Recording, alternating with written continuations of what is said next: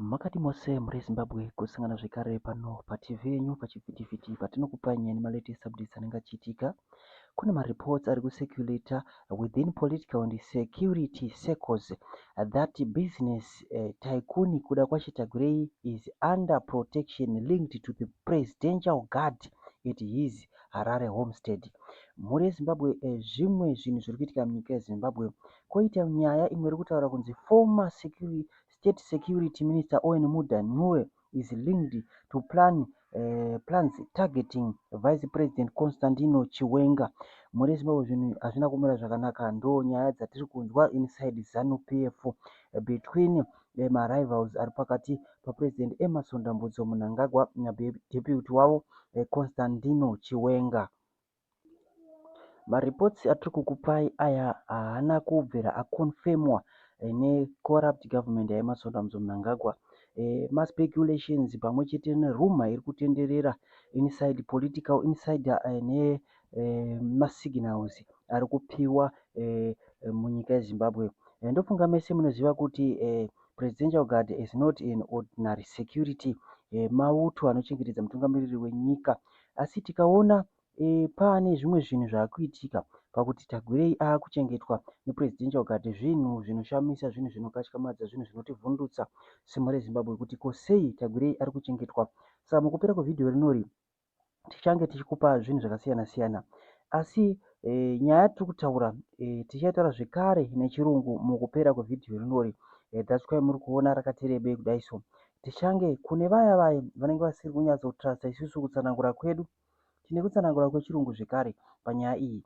Saka nyaya iripo muri Zimbabwe, pane kuplanwa kuri kutaurwa kunzi Mudha ndiye ane kuplana kwekuda kuti apfudze VP Chiwenga upenyu hwavo, asi zvinhu zviri kuburitswa pano isusu zvekare zvinhu izvi tiri kuzviwana kuvakomana vari inside ZANU-PF, ndo vari kuuya vachitipawo nyaya idzodzidzi. Ndofunga muri Zimbabwe isusu tiri vanhu vekuti tinouya tichitaura nyaya dzinenge dzichiitika each and every time, but nyaya yatiri kutaura nezvayo inyaya hombe nekuda kwekuti muri Zimbabwe ZANU-PF yadhivhaidha, ZANU-PF yamira mamvemve. Muri Zimbabwe kune vamwe vanhu vanenge vachitaura kuti army yeZimbabwe yakazodai so chichi. Mirai tikudzei muri Zimbabwe mamiriro azvakaita. Army yeZimbabwe yakatosplita I think into 4 masplit akaita army yeZimbabwe. Army yeZimbabwe ine vanhu vari kuzviita veterans kuarmy koko, kobva kwauya vamwe vanhu vari kuarmy vari kusimbisa Emerson Mnangagwa, kobva kwauya vamwe vanhu zvekare vari muarmy momomo vari kudawo zviri kuda macitizens enyika yeZimbabwe, vari kufokasa nezviri kudiwa nemacitizens. Saka kwouya mamwe maretired generals, ivo vari kutaura kuti aiwa isu titori fit, vakafanana naRugeje ndogona kukupa example, vari kukwikidza futi vataura kuti isusu tichiripo. Saka muri Zimbabwe mamiriro akaita situation munyika yeZimbabwe haina kumira zvakanaka, and tikatarisa pazvese zviri kuitika hapana open confrontation iri kuitika between Emerson Mnangagwa naVice President Constantino Chiwenga, asi intelligence services pane mumwe mushandiro wairi kuita munyika, haina chairi kuannounce, but zvavari kuita ndezvekuti they observe, they infiltrate, they delay and they redirect. So muri Zimbabwe pazvese zviri kuitika munyika yeZimbabwe zvamuri kuona zvichizonzi zvalika, zvinhu izvozvo zviri kutoburitswa neintelligence because vanhu ivavo vakainfiltrata muMnangagwa's camp, iye haazive kuti ndivanani. Saka zvinhu zvichaitika muri Zimbabwe zvichavhundutsa vanhu munyika yeZimbabwe chekuti kune maretired generals, the shadow council, kune the shadow council iri munyika yeZimbabwe. Kune vanhu vari most powerful mumilitary yeZimbabwe havapfeke mauniform, hapana anopfeka uniform pavanhu ivavo. Zimbabwe's most powerful military figures are often not in uniform, not in office, not in public. They advise quietly, mediate conflicts, decide what is unacceptable, act as an institutional memory, no major transition happen without their consent. Saka mune Zimbabwe zvinhu zvimwe zviripo ndezvekuti vanhu vari kutaura nezvavava vari powerful zvakafanana rugeji. Rugeji aitodiwa musoro wake naemasoda kuti munhu akakusingaiti, but nekuda kwekuti vanhu havari trend and rugeji ndiye umwe munhu wekuti akadzidza muafrica munomu ndiye umwe wemasoja akadzidza zvakaenderera chaizvo chaizvo zvinotarisirwa kunzi shuwa masoja akadzidza. That's why muri kuona kuti emasoda Mnangagwa ari kutsvaka kuda kudzidzisa mwana wake ada kuita sei kuti maybe angasvike palevel iroro. Ana rugeji vane maphd vane machii vane madhigiri avainawo. Saka ndozvimwe zviri kuitika. So the shadow council inoshanda, ndo vanoita mameetings behind closed door, ndo vanoita mameetings iwayo. Vamwe vavavo varume vakashinga kuti kana vachida kuita basa vanoita basa. So pane zvinhu zviri kuitika mune Zimbabwe zvatoda kuti tikudzei secret yakadai so. According to the military source vakanga vachindoudza zvimwe zvinhu zvakakosha zvandaida kuti ndikuzivisei panapa. Izvozvozvo public consumption munofanira kuti musangane nazvo muzive kuti zvii zviri kuitika. Mamiriro avakatiudza, situation yavakatiudza ndeyekuti vakataura kuti ZANU-PF kubva 1980 yange ine hunhu hwakashata hwavakastarta kubva pesa. Saka the new generation iri kutaura iyo kuti varikuda kuti vachinje ZANU-PF totally, and ZANU-PF inoda kunzi idissolve, ZANU-PF ishayikwe zvachose, vanhu vakanganwe kuti taitomboone chinhu chinonzi ZANU-PF. That's why muri kuona kuti vakomana vakanyarara havana chavari kutaura. Asi vanhu vatiri kutaura nezvavo vari kuti the shadow council ndo ine vanhu vane urongwa ihwohwo, ndo vanhu vari kuadvisa vakomana vechidiki vari kuama, ndo vari kushanda nevakomana veintelligence. The shadow council ine vanhu vakafanana Chiwenga, ana rugeje nemamwe magenerals amusingaone. Kune mamwe magenerals asiri kubasa but hamuvaone kupfeka uniform but vanenge vatori pabasa. Saka ndo zvinhu zvimwe zviri kuitika munyika yeZimbabwe izvozvo. So tisingakupedzerei time muri yeZimbabwe, Emerson Mnangagwa is controlling the state machinery. Chiwenga commands deep institutional trust. Saka izvozvizvi zvatakatarisana nazvo ndezvekuti Emerson Mnangagwa tiri kutaura kuti iye ngaaende, ndozvatiri kutaura nezvazvo. Isusu nevamwe vanhu vari kutaura vachiti ndeve opposition, because isusu hatina divi, but nyaya iripo ndeyekuti tinotaura huipi kuri kuitwa, huipi kushatiswa kuri kuitwa nyika neZANU-PF, ndozvatotaura tiri against nazvo. Saka tichitaura zvinhu izvozvozvo muri Zimbabwe, isusu chedu kunongedzera paita corruption, kunongedzera nhau dzinofanira kunge dzichidzidziswa vanhu. Izvozvi tine vanhu vari kuisa trust muna Chamisa. Ndofunga vanhu vavo yati nguva yati rebei tichiona vanhu vachiisa trust muna Nelson Chamisa, but chinhu one chimwe chinotinetsa isusu muri Zimbabwe ndechekudai so, trust vari kuiisa muna Nelson Chamisa, isusu chatiri kuda ndechekudai so. Nyika iri kuda vanhu vanoitungamirira, ndo chekutanga. Vanhu vanotungamirira nyika ndo vari kuita sei, ndo vari kudiwa. Saka pachidiwa vanhu ivavo, isusu ngatisaite kuti musoro wedu voti kana Nelson Chamisa asina political party, hapana imwe political party yatinosapota. Ndoda kuti ndikupe muenzaniso wakadai so. Tine nyaya yaNelson Chamisa naJob Scala. Job Scala akada kuita birthday kumba kwake, kwakauya polisi riot yakatadzisa kuti paitike event iyoyo. Pakabva paita Chamisa akalonja neclini yake akalonja, manje I think December or November yakabvumirwa. Ko why Chamisa ari kubvumirwa? Why ari kubvumirwa iye pachake? So munoona kuti zvinhu zvinenge zvichitotishamisa. Saka muri Zimbabwe nyaya kutaura, saka panapa muri Zimbabwe pachivhitivhiti chenyu tine imwe strategy yataona kuti inogona kubatsira, sezvo tichida kuakomodheta vanhu vakasiyana siyana. Hatidi kuti tiakomodhete mimi chete, aiwa toda kuti tiakomodhete imimi pamwe chete nevarungu. Saka tinotanga tataura nechishona tozopinda kuEnglish, ndo zvinhu zvatinotanga taita panapa. Kune chirungu chinozouya uku chakatikoshei tichitaura nemo. Saka muchanyatsonzwisisa nyaya yange ndichitaura kuti yakamira sei, iri clean version. Nyaya yangu pange iri ndepe Emerson Mnangagwa, maplans ake ekuda kuti iye akanganise upenyu hwaVP Chiwenga achishandisa mamesinari ake anatemba muliswa pamwe chete nana Owen Mudha newe. Naizvozvo muri Zimbabwe tinokutendai nekuteerera kwenyu kukuru. Panapa takukusiyirai kuti munge muchinzwa chirungu.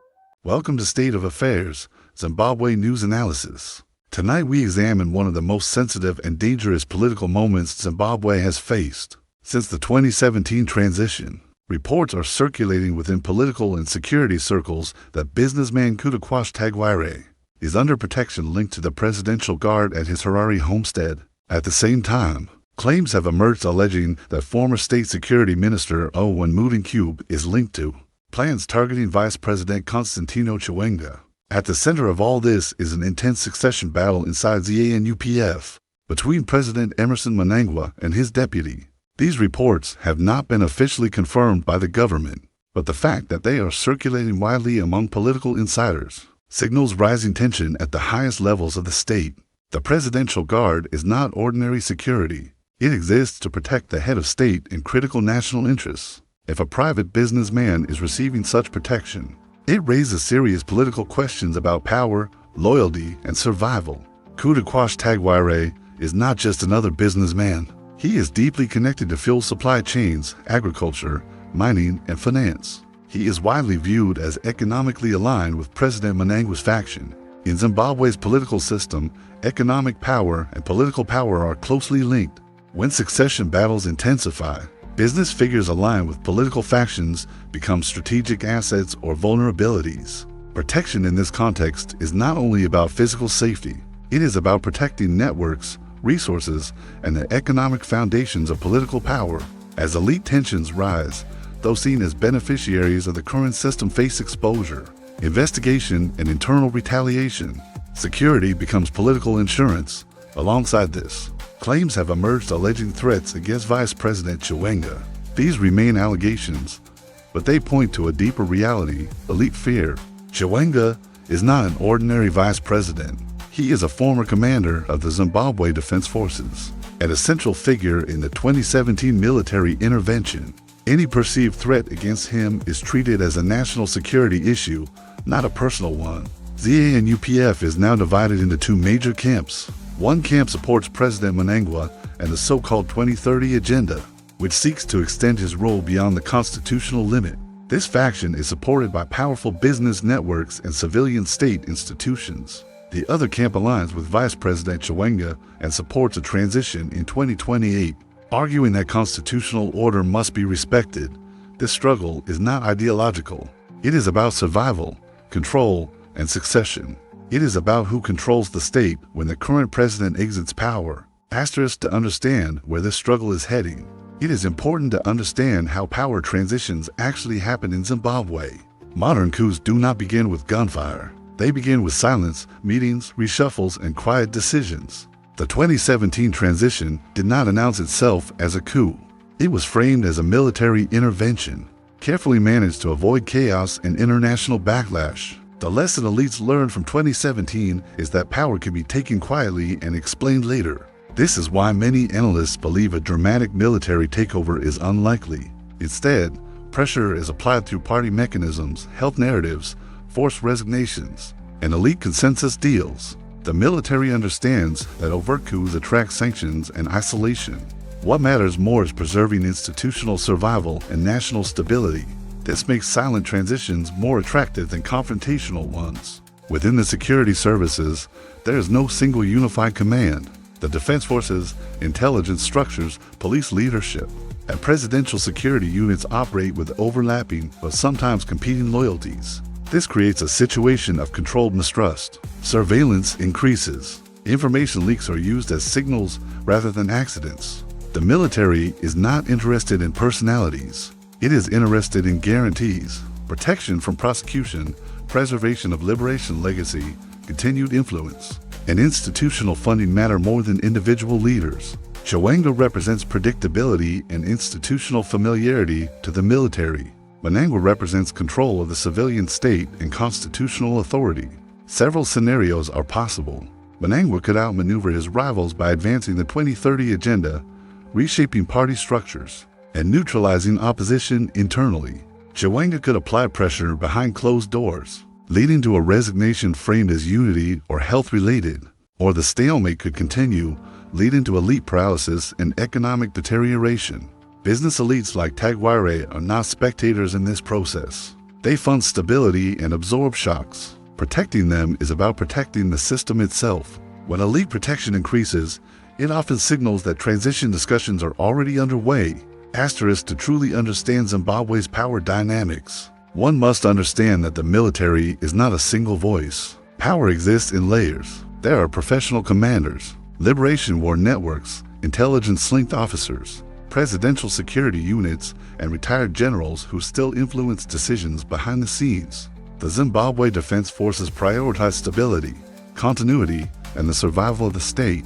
They are loyal to institutions, not individuals. Governments change, but the military remains. This institutional mindset shapes every major political decision. Vice President Chiwenga's influence comes from his deep roots within the military. As a former commander, he is viewed as one of their own. Even officers who do not support him politically respect him institutionally. That respect carries weight during succession moments. President Mnangagwa's strength lies in civilian authority. He controls appointments, legal processes, intelligence coordination, and the Presidential Guard. Rather than confronting the military directly, he balances it by strengthening parallel institutions. This is not weakness. It is strategic civilian control. The Presidential Guard represents the last line of defense for the presidency. It is highly trained, politically sensitive, and directly loyal to the head of state.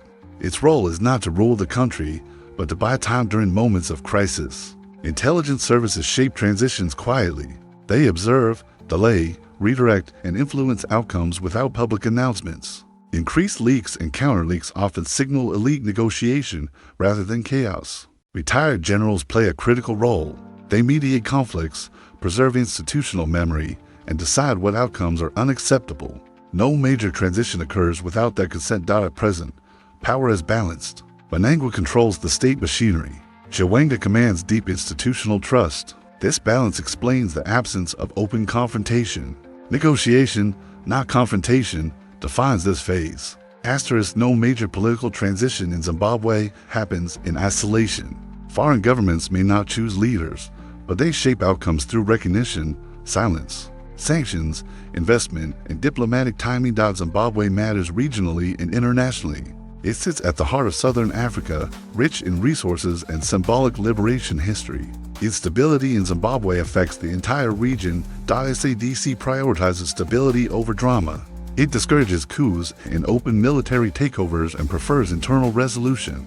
Silence from SADC usually signals a desire for quiet, orderly transition without regional disruption. China focuses on stability, predictability, and continuity of agreements. It does not publicly interfere in succession battles. Its main concern is who can maintain order and honor long-term commitments. Any leader who guarantees continuity remains acceptable. Russia values alignment and loyalty rather than personalities. Internal succession matters less than whether Zimbabwe remains within its diplomatic orbit. Western governments use sanctions, statements, and aid conditions, but they understand that Zimbabwe's transitions are elite-driven. They wait for legitimacy cues after transitions rather than shaping them beforehand. Foreign investors react early. Security changes, elite protection, and political uncertainty trigger capital caution and risk reassessment. Markets often sense transition before politicians admit it. Across all foreign actors, there's one shared concern: avoiding sudden instability. As long as transitions appear managed and controlled, international actors remain patient and ready to engage. In Zimbabwe, international approval is rarely loud. It is signaled through continued engagement, absence of condemnation, and quiet recognition. The leader who emerges with institutional backing and elite consensus will find the world ready to deal with them, not out of affection, but out of preference for stability.